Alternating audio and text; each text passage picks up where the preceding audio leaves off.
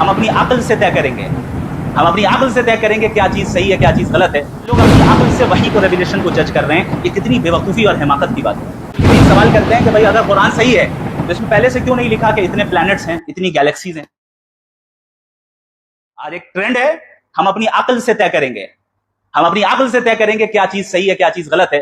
اب آپ خود فیصلہ کریں کہ انسان کی عقل لمیٹڈ ہے یا غیر محدود ہے۔ لمیٹڈ ہے۔ اللہ کی حکمت لمیٹڈ ہے یا غیر محدود ہے؟ کیا ایک لمیٹڈ چیز سے ان لمیٹڈ کا احاطہ کیا جا سکتا ہے؟ Impossible, impossible. ویسٹرن تہذیب نے ہمارے درمیان مٹیریلزم کے ساتھ ساتھ اس چیز کو بھی داخل کیا ہمارے نوجوانوں کے ذہن میں کہ ریزن ورسز ریویلیشن۔ ریویلیشن کوئی چیز نہیں ہوتی ہے، وحی کوئی چیز نہیں ہوتی ہے۔ آپ کے پاس آپ کی عقل ہے، عقل سے فیصلہ کیجئے کیا صحیح ہے کیا غلط ہے۔ آپ فیصلہ کریں کہ یہ صحیح ہونا چاہیے یا غلط ہونا چاہیے۔ آپ فیصلہ کریں گے یہ لیگل ہونا چاہیے یا انلیگل ہونا چاہیے۔ آپ فیصلہ کریں گے کہ اس کے پیچھے کیا حکمت ہونی چاہیے کیا نہیں ہونی چاہیے۔ دوسری طرف اسلام کیا کہتا ہے؟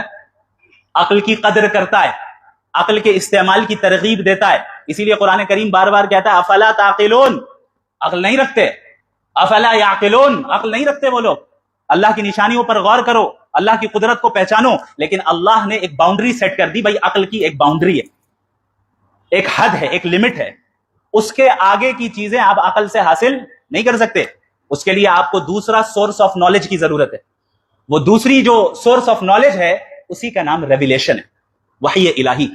جو وحی اللہ رب العالمین نے انبیاء علیہ الصلوۃ والسلام پر نازل فرمائی، وحی آئی ہے ان چیزوں کو ڈسکس کرنے کے لیے جن کو انسان اپنی محض عقل سے حاصل نہیں کر سکتا۔ اللہ رب العالمین نے انسانوں کو ڈفرنٹ سورسز آف نالج دیے۔ سب سے پہلا ہمارا سینس آرگنز، بھائی حواس خمسہ۔ ہمارے پاس آنکھیں ہیں، آنکھوں سے ہم دیکھتے ہیں، ہمارے پاس زبان ہے، ٹیسٹ کر سکتے ہیں، ناک ہے، سونگھ سکتے ہیں، اسمیل کر سکتے ہیں، کان ہے، ہم سن سکتے ہیں، ہاتھ پیر ہے، اسکن ہے، چھو کر محسوس کر سکتے ہیں۔ یہ one of the sources of knowledge ہے، ایک سورس آف نالج۔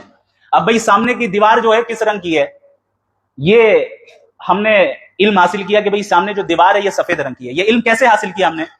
اپنی آنکھوں کے ذریعے کیا، اس سورس آف نالج کو اختیار کر کے۔ اب میں کہوں کہ بتائیے یہ انسان یہ دیوار کیسے بنی ہے؟ کسی انسان نے بنایا یا خود بخود بن گئی؟ کسی انسان نے بنایا۔ کیسے؟ آپ کی آنکھیں تو دیکھ نہیں رہی۔ عقل، یہ دوسرا سورس آف نالج ہے۔ عقل، انسان کی جو ریزننگ ہے، یہ سیکنڈ سورس آف نالج ہے۔ معلوم چلا کہ انسان کے سینس آرگنز کی ایک لمیٹیشن ہے نا، اس لمیٹیشن کے باہر کی چیز کو جاننا ہے تو اب آپ کو شفٹ کرنا ہوگا دوسرے سورس آف نالج میں، عقل۔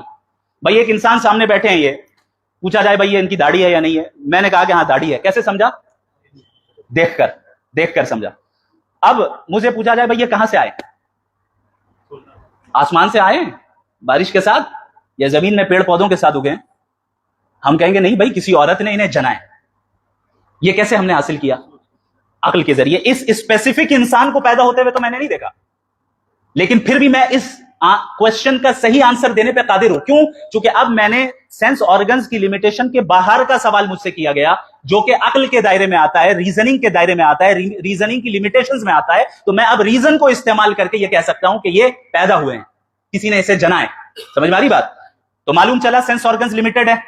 اب آئیے عقل بھی لمیٹڈ کیسے ہے؟ میری آنکھوں پہ جو ہے آپ پٹی باندھ دیں اور کہیں سامنے جو انسان بیٹھا ہے اس کے چہرے پہ داڑھی ہے یا نہیں، آپ اپنی عقل کا استعمال کر کے بتائیں، پاسبل ہے؟ ہم اندازہ لگا سکتے ہیں کہ ہاں ہو سکتا ہے کہ بھئی داڑھی ہو سکتا ہے کہ نہ ہو۔ آپ ڈسکرائب کریں کہ سامنے والا انسان کیسا ہے، لمبا ہے، چوڑا ہے، پتلا ہے، موٹا ہے، داڑھی ہے یا نہیں ہے، سر پہ ٹوپی ہے یا نہیں ہے، آنکھ پہ پٹی ہے، عقل کا استعمال کر کے بتائیں۔ بتا سکتے ہیں؟ نہیں بتا سکتے، کیونکہ یہ ایک ایسا سوال ہے جو سینس آرگنز کے ہی لمیٹیشن میں آتا ہے۔ اس کے لیے آپ کو سینس آرگن کو ہی استعمال کرنا ہوگا بطور سورس آف نالج۔ معلوم چلا عقل بھی لمیٹڈ ہے یا نہیں ہے؟ اچھا، اب انہی کے تعلق سے مجھ سے پوچھا جائے کہ ان کا بنانے والا کون ہے؟ موت کے بعد ان کے ساتھ کیا ہوگا؟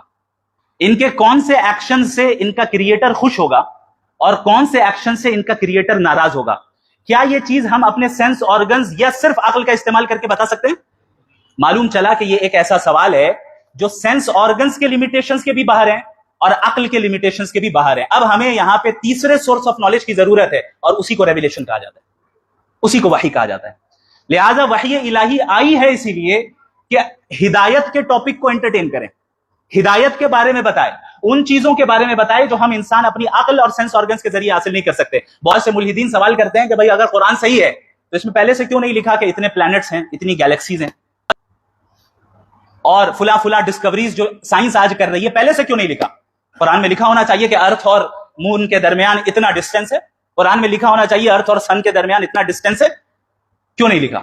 وہ اسی لیے نہیں لکھا کیونکہ اللہ نے ان چیزوں کو جاننے کے لیے عقل اور سینس آرگنز دے دیے، پھر ان چیزوں کو ریپیٹ کیوں کیا جائے؟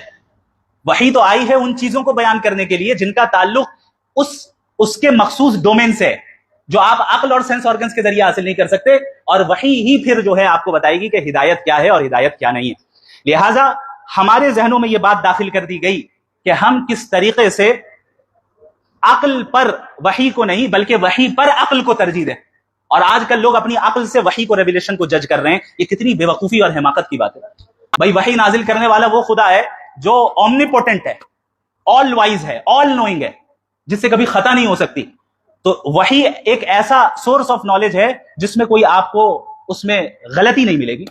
دوسری طرف ہمارے پاس جو دیگر سورسز آف نالج، اس میں غلطیاں نظر آئیں گی، ملیں گی۔ انسان کی عقل جو ہے خطا کر جاتی ہے، انسان کی آنکھیں دھوکہ کھا جاتی ہیں، لیکن وحی الہی ایک سب سے پرفیکٹ اور سب سے کریکٹ سورس آف نالج ہے۔